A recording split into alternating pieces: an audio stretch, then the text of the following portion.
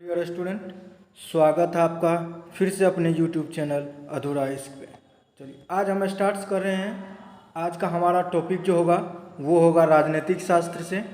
ठीक है, ये आपको याद रखिएगा, ये अंतिम प्रहार बैच है।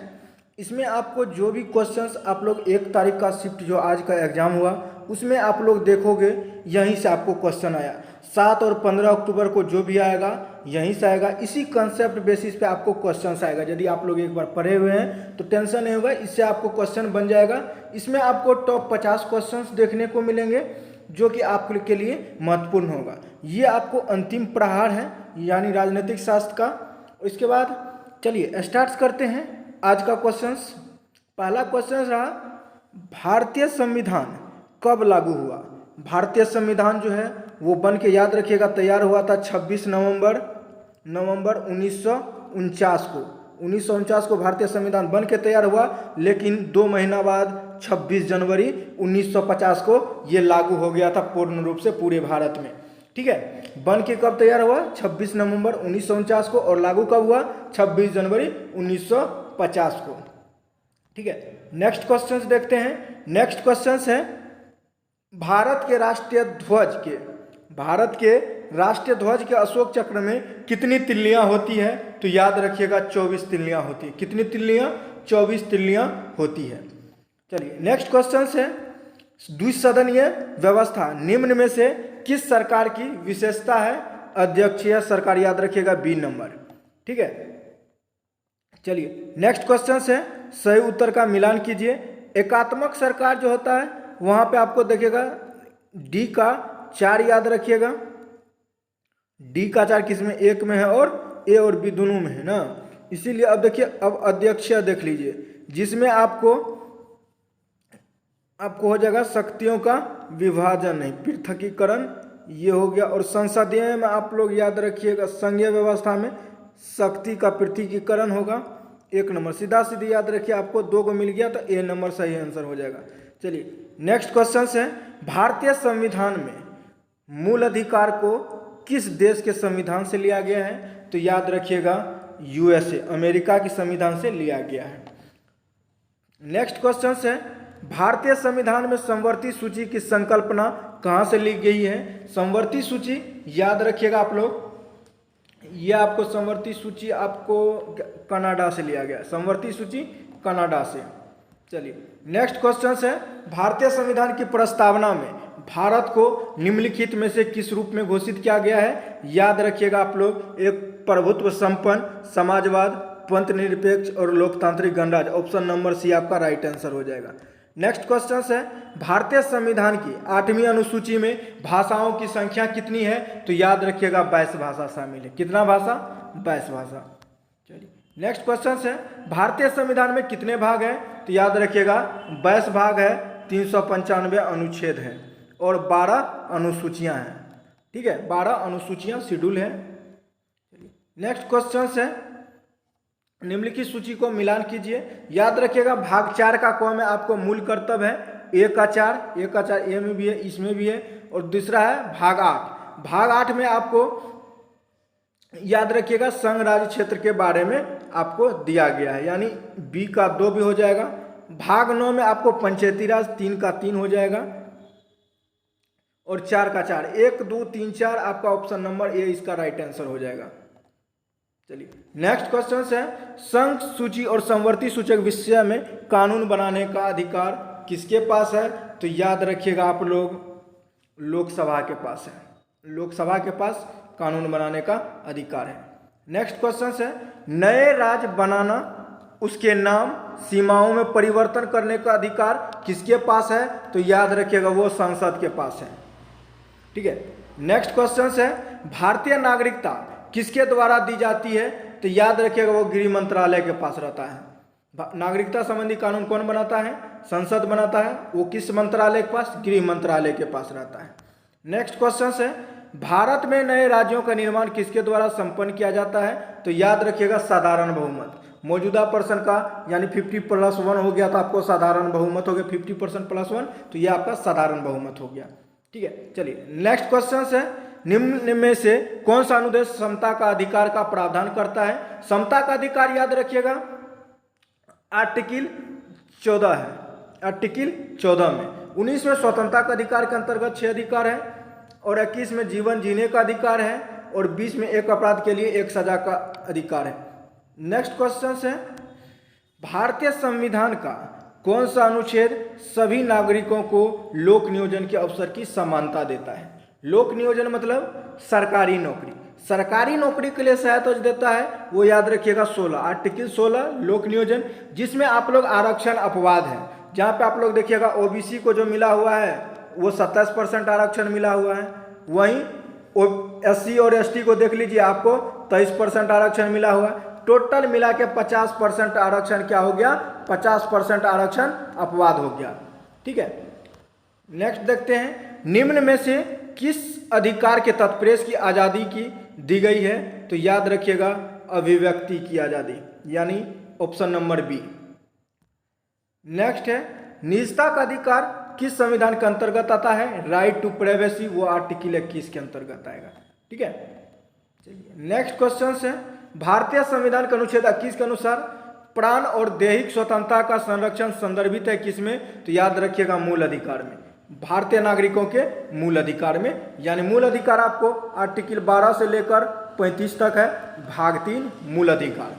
ठीक है, नेक्स्ट क्वेश्चन देखते हैं निम्नलिखित में से किस अनुच्छेद के तहत कोई भी व्यक्ति अपने मूल अधिकार के उल्लंघन के लिए सीधे उच्चतम न्यायालय जा सकता है? यदि आपका मूल अधिकार का हनन होता है तो उसके लिए आर्टिकल 32 के तहत आप डायरेक्ट कहाँ जा सकते हैं? सुप्रीम कोर्ट जा सकते हैं। और वहीं पे आपको मूल अधिकार के उल्लंघन के लिए सीधे आपको उच्च न्यायालय यदि बोल देगा तो याद रखिएगा 226 आर्टिकल के तहत आपको जाना है। ठीक है, अधीनस्थ न्यायालय के बारे में आपको पूछा था, उच्च न्यायालय जो है अधीनस्थ न्यायालय पर नियंत्रण रखती है, ये क्वेश्चन आज के सेट में आया हुआ था, वो आप लोग याद रखिएगा 227 में दिया गया है, वो आपको उच्च न्यायालय अपने अधीनस्थ न्यायालय पे नियंत्रण रखती है। ठीक है, चलिए नेक्स्ट क्वेश्चन है मूल अधिकार का संरक्षण किसको कहा जाता है? तो याद रखिएगा ये आपको उच्च न्यायालय भी है, सर्वोच्च न्यायालय, ये दोनों है, A B, option number D हो जाएगा, ए और बी दोनों। 32 के तहत सुप्रीम कोर्ट और 226 के तहत उच्च न्यायालय संरक्षण प्रदान करता है मूल अधिकार के विरुद्ध। नेक्स्ट क्वेश्चन है भारतीय नागरिक के मूल अधिकारों का निलंबित किया जा सकता है? तो याद रखिएगा राष्ट्रीय आपातकाल के दौरान जो है मूल अधिकार का निलंबित किया जाता है। हमेशा के लिए प्रतिबंध लगाएगा वो संसद लगाएगा, कुछ समय के लिए निलंबित करेगा वो राष्ट्रपति करेगा। नेक्स्ट क्वेश्चन है भारतीय संविधान के अनुसार संपत्ति का अधिकार कौन सा अधिकार है? पहले तो आपका मौलिक अधिकार था, अब उसको हटा करके कानूनी अधिकार यानी विधिक अधिकार हो गया। नेक्स्ट क्वेश्चन है सर्वोच्च न्यायालय द्वारा संविधान का मूल ढांचा का सिद्धांत निम्नलिखित में से किस मामले में घोषित किया गया था? याद रखिएगा आपको केशवानंद भारती केस, यही वो संवैधानिक पीठ था जिसमें सर्वाधिक जज बैठ के फैसला सुनाया था। वो 13 जजों का समूह बैठ के केशवानंद भारती वाला केस पर फैसला सुनाया था। सबसे बड़ा जज का संख्या बैठ के बेंच बैठ के फैसला दिया था इस केस पे। नेक्स्ट क्वेश्चन है कल्याणकारी राज का विचार निहित है किसमें? वो हो जाएगा राइट आंसर राज्य के नीति निर्देशक तत्व। आर्टिकल 38 में आपको कहा गया है, आर्टिकल 38 में कल्याणकारी राज का स्थापना करना, ये राज्य के नीति निर्देशक तत्व जो है डीपीएसपी, ये भाग आप लोग याद रखिएगा भाग 3-4 में है। भाग 4 में आपको राज्य के नीति निर्देशक तत्व दिया गया है, वहीं 4 का ए यदि हो जाएगा तो मूल कर्तव्य हो जाएगा। चलिए नेक्स्ट क्वेश्चन है भारतीय संविधान का कौन सा भाग राज्य के नीति निर्देशक तत्व को संदर्भित करता है? तो याद रखिएगा भाग 4।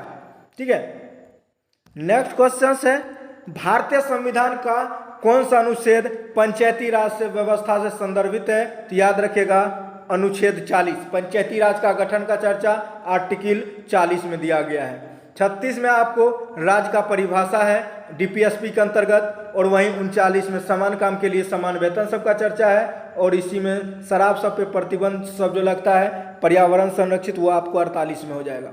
चलिए नेक्स्ट क्वेश्चन है राष्ट्रपति पद राष्ट्रपति को पद की शपथ कौन दिलवाता है? तो वो याद रखिएगा CJI जो होता है, भारत का मुख्य न्यायाधीश जो होता है वो राष्ट्रपति को शपथ दिलवाता है।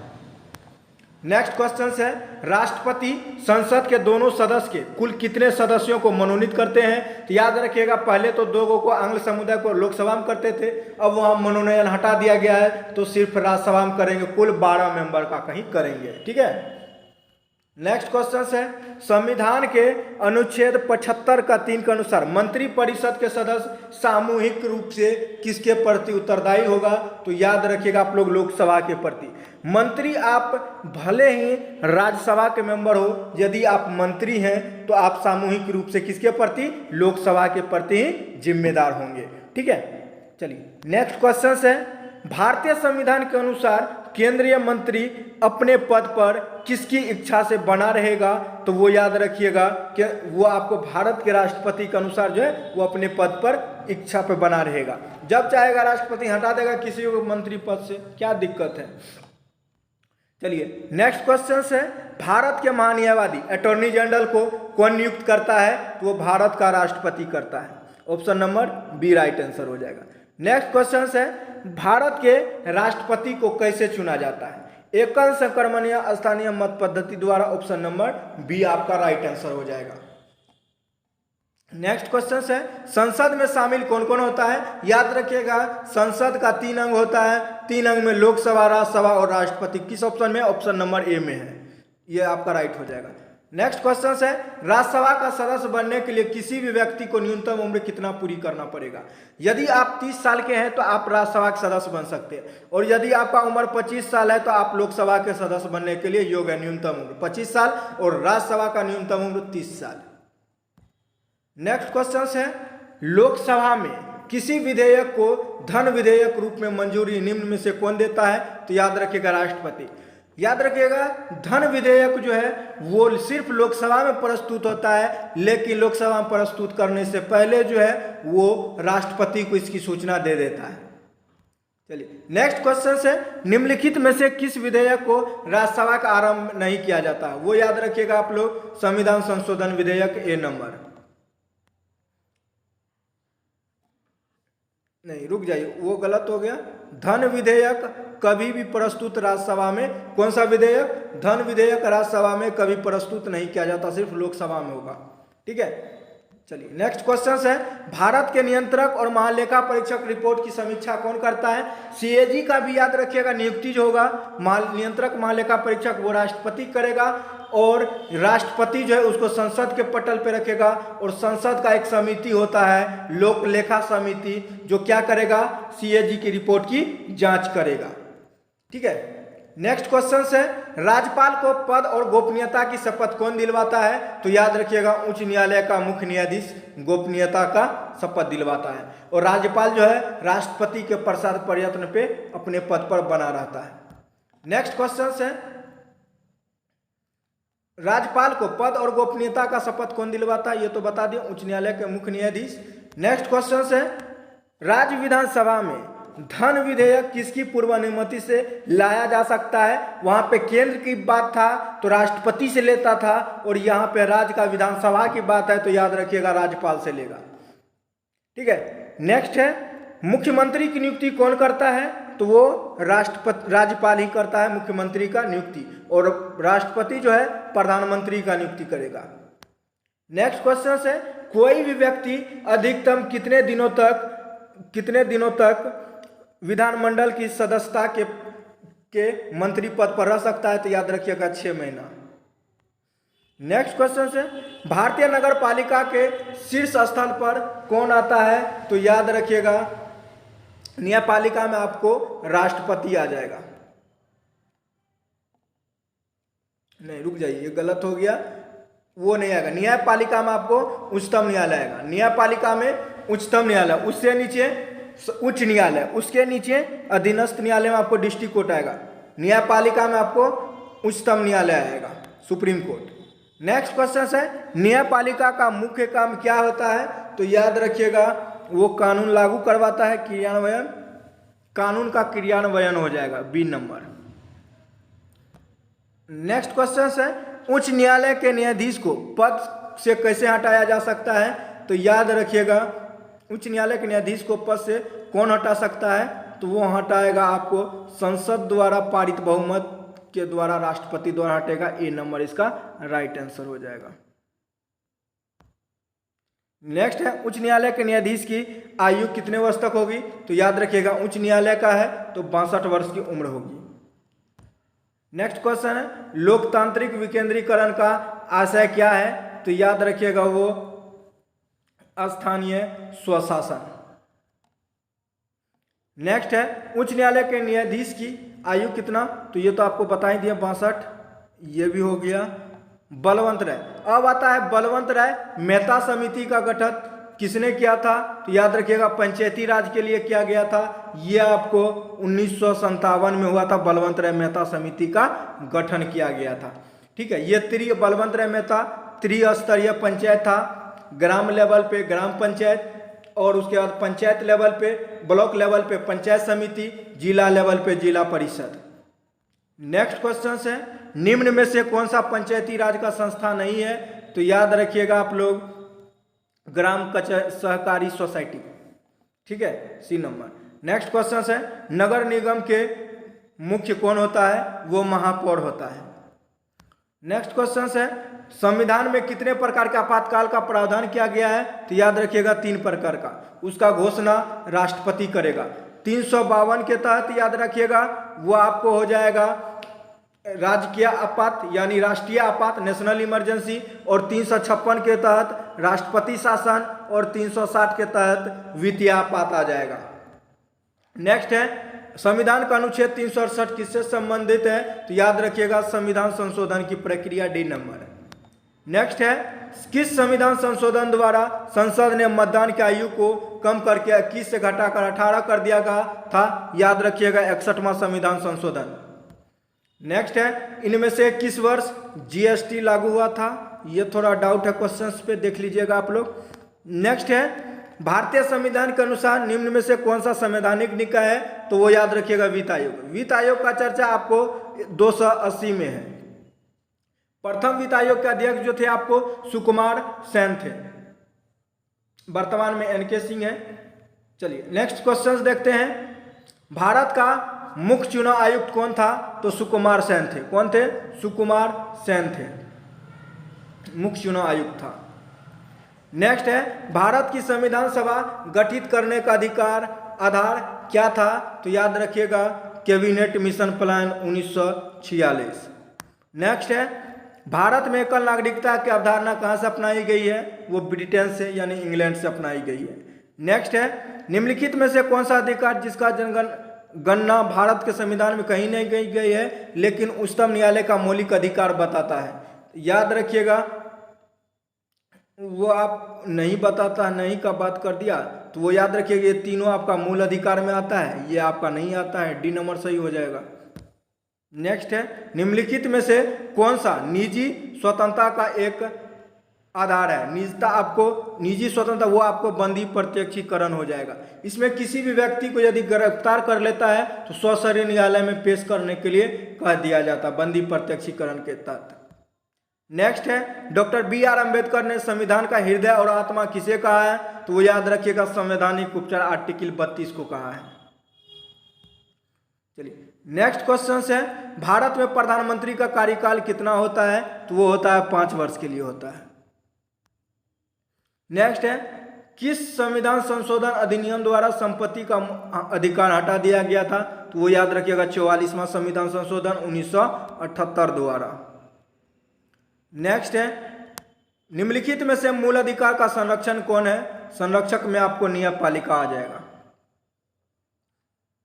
नेक्स्ट है निम्नलिखित में से मूल अधिकार का संरक्षण, ये तो बता ही दिए। नेक्स्ट देखिए क्षेत्रफल की दृष्टि से निम्न कौन सा संसदीय चुनाव सबसे बड़ा है? तो याद रखिएगा वो आपको जम्मू कश्मीर तो नहीं होगा, राजस्थान भी नहीं, ये भी आपको डाउटफुल क्वेश्चन है, देख लीजिएगा। नेक्स्ट है 44वें संविधान का संशोधन अंतर्गत कौन सा विधिक अधिकार बन गया? तो वो याद रखिएगा संपत्ति का अधिकार। नेक्स्ट है राज्य में राज्यों को भाषाई आधार पर कब पुनर्गठित किया गया था? तो याद रखिएगा 1956 में किया गया था। इसी के आधार पे आप लोग याद रखिएगा 1 अक्टूबर 1953 में जो है आपको आंध्र प्रदेश का स्थापना हुआ था तेलुगु भाषा के आधार पर। नेक्स्ट है धर्मनिरपेक्षता शब्द भारत के संविधान की उद्देशिका में कब जोड़ा गया था? तो याद रखिएगा 42वां संविधान संशोधन। पंथ निरपेक्ष है, धर्मनिरपेक्ष नहीं, पंथ निरपेक्ष होगा। नेक्स्ट है राष्ट्रपति के चुनाव संबंधी विवादों का निर्णय कौन करता है? तो याद रखिएगा उच्चतम न्यायालय करता है, डायरेक्ट सुप्रीम कोर्ट चला जाएगा। नेक्स्ट क्वेश्चन है उपराष्ट्रपति। उपराष्ट्रपति राज्यसभा का सदस्य होता है? नहीं होता है। किसी भी सदन का सदस्य होता है? नहीं होता है। संसद का सदस्य नहीं होता है। याद रखिएगा सांसद का सदस्य नहीं होगा। संसद सदस्य एक ही बात होता है, किसी भी, न लोकसभा का होगा न राज्यसभा का सदस्य होगा, किसी भी सदन का सदस्य नहीं होगा। ठीक है, तो याद रखिएगा। इसी के साथ आप लोग का वीडियो में यहीं तक था। मिलते हैं उसके बाद नेक्स्ट वीडियो में नेक्स्ट टॉपिक के साथ। तब तक के लिए thank you so much for watching this video. मिलते हैं नेक्स्ट वीडियो में।